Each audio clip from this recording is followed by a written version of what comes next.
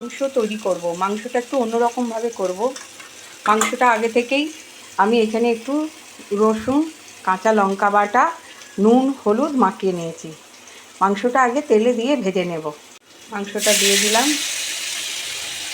এটা ভাজা হয়ে গেছে, এটা তুলে নেব।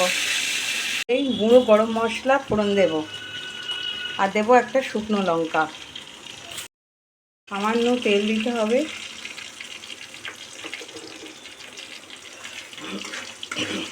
আলুগুলো ভেজে নেব।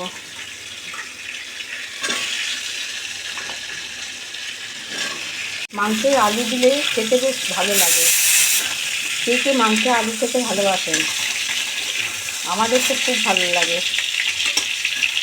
আলু ভাজা হয়ে গেছে, তুলে নেব। এবার পেঁয়াজগুলো ছেড়ে দেব। এখানে আমি 1.5খানা কোটানো পেঁয়াজ নিয়েছি। ভাজার সময় 1 চামচ চিনি দেব। তরকারির কালারটা খুব সুন্দর আসে পেঁয়াজ ভাজার সময় চিনিটা দিলে। ভাজা হয়ে গেছে।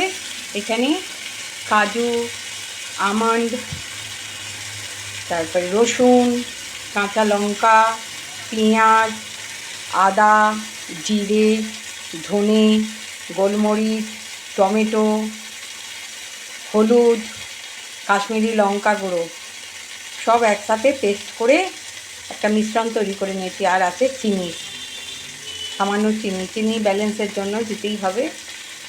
সামান্য জল দিয়ে দিয়ে কষবো।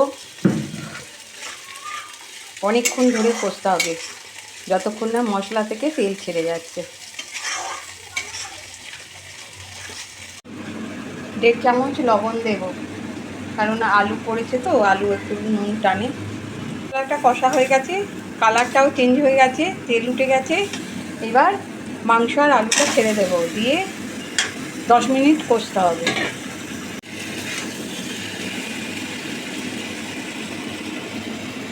এইভাবে মাংস রান্না করে বন্ধুরা দেখবেন, অপূর্ব খেতে লাগে। ভিডিওটা ভালো লাগলে লাইক কমেন্ট করে দেবেন, পাশে থাকবেন। আমিও সবার পাশে আছি। সাবস্ক্রাইব করতে ভুলবেন না বন্ধুরা।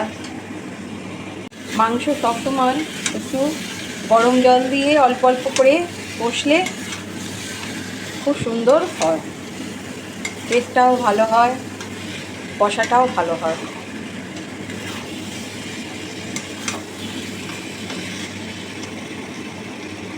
কালারটা খুব সুন্দর এসছে। কষা হয়ে গেছে, এই যে তেল উঠে গেছে, মাংসটা কষা হয়ে গেছে, তার মানে কালারটাও চেঞ্জ হয়ে গেছে। এবার গরম জল ঢেলে দেব।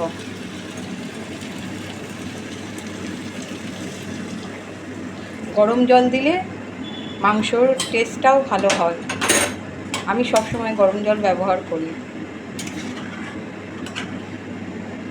এবার চাপা দিয়ে মাংস আর আলু সিদ্ধ করতে দেব। মাংসর তরকারি হয়ে গেছে, এবার নামিয়ে নেব। একটু মাখা মাখা গা মাখা তরকারিটা হবে। এটা ভাত, রুটি, যে কোনো জিনিসের সাথেই যাবে এই তরকারিটা। লুচি, পরোটা। বা নামিয়ে নেব।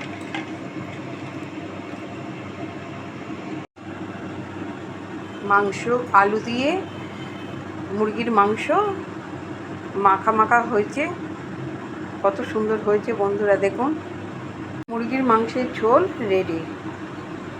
এইভাবে বাড়িতে বানিয়ে খাবেন, অসাধারণ লাগে খেতে।